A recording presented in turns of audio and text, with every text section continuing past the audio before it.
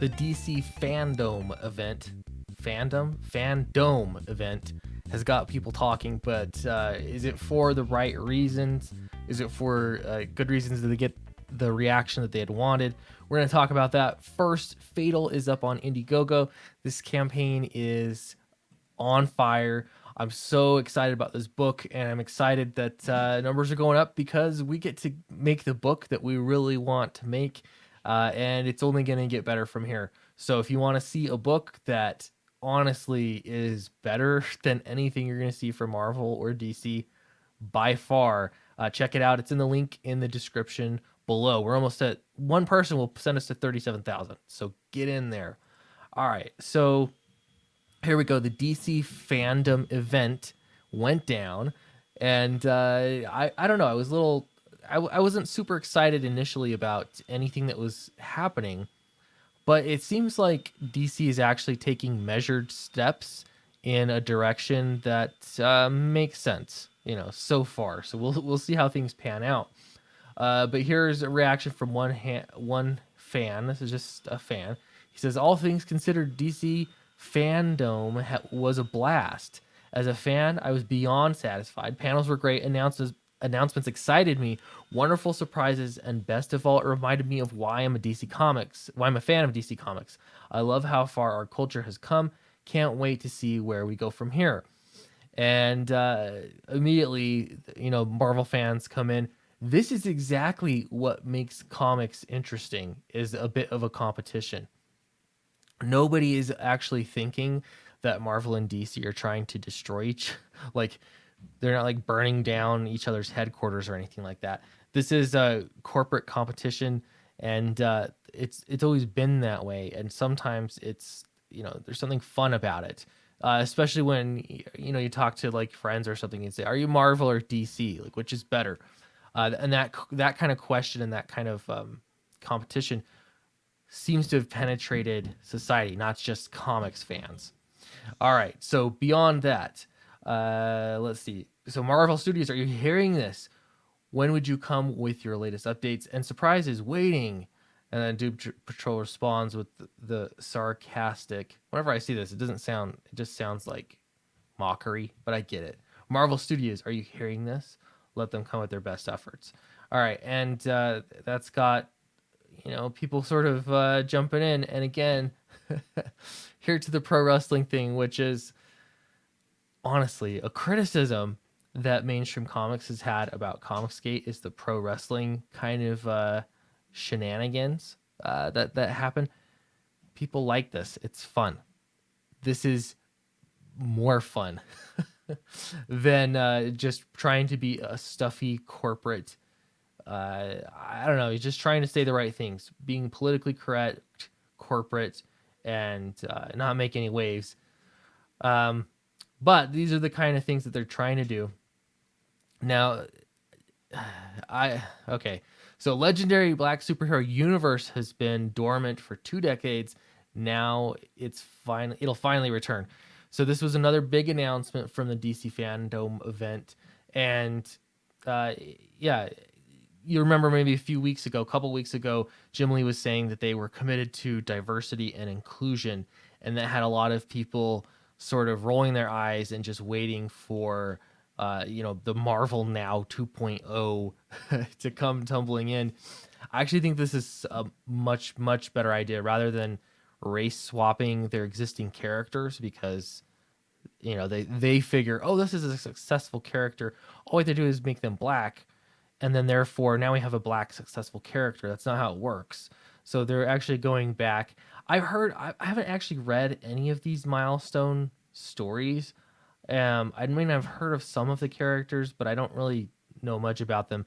I did hear a lot of people though say that the books were actually good. You let me know in the comments if you've read these older milestone stories, and if you enjoyed them, if they were good. But this is why they do it, because the Washington Post is writing about it. Make no mistake, all of this woke culture stuff in the corporate world, everywhere, woke advertising, the reason they do it is because it gets people talking still. When it'll be long enough that people stop talking about it, then they're going to stop doing it because they're not getting their reward for it. What has DC Comics done that has gotten them any news? It has been them leaving Diamond. It has been them firing people. It's been just a string of bad news. And so I think that they're really trying to do something to get attention, mainstream attention, that doesn't include, I don't know, anything negative. They're just trying to get positive attention. So here they go. It worked. Now, the Washington Post is going to make some assertions that you and I know are wrong. You and I know that they're incorrect, but they're going to say them anyway because they're just, again, making a list of assumptions. All right. So the black superhero has never been common. I can't even read. Has never been common in the comic book industry. An entire black superhero universe, even less so. The black superheroes have had varying degrees of success in comics over the past half century. I'm going to pause you right there. Every single character of every race has had varying degrees of success in comics. That's natural. If for some reason black superheroes only had success, then you'd be, something would be weird about that. They've had varying degrees of success. That's not like racist or anything. That's called just normal. The same's true with every kind of race. All right, with Marvel's Black Panther easily being the most well-known, I disagree that Black Panther is the most well-known. I just think he's the biggest movie as of late. And apparently, whoever wrote this is just familiar with what they've seen in the movies. That's not reality. I would argue, I think Storm is possibly the most well-known black superhero. There's probably, I don't know. You tell me. Tell me in the comments who's the most well-known black superhero. A black superhero universe. There's been only one of relevance, and it has been a sleeping giant for more than 2 decades. The question I have, though, is if it's the most relevant, why has it been sleeping dormant for 2 decades? How are sales? I've got to wonder. It's not that they can't have good sales. It's not that they can't have great stories, but it is something to consider. Now, I would think that this is somewhat of a risk for DC. Maybe you do too, reviving some old characters that haven't been around for an awfully long time, that probably a lot of people don't even know who they are. But again, I prefer it to race swapping. I don't have a problem. When it comes to diversity in comics, diversity is just sort of a natural thing of life, and there are going to be different kinds of people everywhere. The problem I have is when you're selectively picking races to minimize or races to highlight, and then it becomes just this superficial characteristic that you're trying to pump up to make you look virtuous. Like there's so much more outside of the story that you're trying to accomplish by the color of skin, and it's just, there's something gross about that. In this case, though, I don't know. It could work. I'm going to look at this cautiously optimistic. We'll see how it goes. Now, in the era of protests, after the prominent deaths of black men and women at the hands of police, that has put liens over race relationships in all walks of life. The Decadiverse. Wow, man. I don't know if it's early or what. Decadiverse. I've never heard that word in my life. As it's been called, has been awakened. Oh, that's what they're calling it. Okay. The return of the now classic imprint that created it, Milestone Comics, is finally upon us. Okay. And of course, they're going to bring up police riots because if you're black, aren't you, seriously, though, real talk, aren't you tired of having your skin color be linked to riots? I don't know why they do this. Why aren't they like, hey, there's a lot of intelligent black people who win awards and have great careers in their field, and you know what I mean? They're going for the absolute worst things that you can say. It's kind of it's weird, okay? It's strange. All right, the return of the now classic imprint is coming back. 5 years after an announcement revival, these superheroes finally have a relaunch date. The DC Comics baseline featuring revered 1990s characters such as Static Shock, and so on. Okay, so here's the thing: 1990s. Remember how they always were saying, that the 90s were the worst time for comics. Remember that? It was the worst time for storytelling, worst time for art, and it was just about pumping up numbers.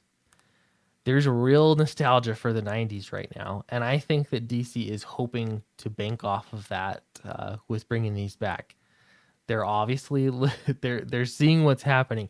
So many people are nostalgic for 90s comics, and yet there are many that still persist that the 90s were a blight on comics history.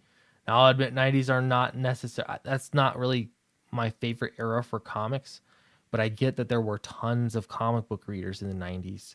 And so it only makes sense that people are, when you're feeling nostalgic, you remember back in the 90s, you were reading some comics. So we'll see if that pays off for them. Ultimately, I think the event seemed to go over well, at least on Twitter. It seems to have been received positively. We'll see how it goes, though, honestly. Hype is one thing, and then follow through is another. The films seem to be getting most of the attention, so it is nice to see when there's actually a bit of competition going on, and comics are trying, I don't know, a little bit of lifeblood into comics. That's nice to see. I don't know if it's going to last, though. So you let me know what you think in the comments below. What was the DC fandom, effective in exciting people and laying out what's going to be happening in the next year? Or is this, who cares? It could be that too. Let me know for sure. Don't forget to back Fatal. It's on Indiegogo right now, and I'll see you in the next video.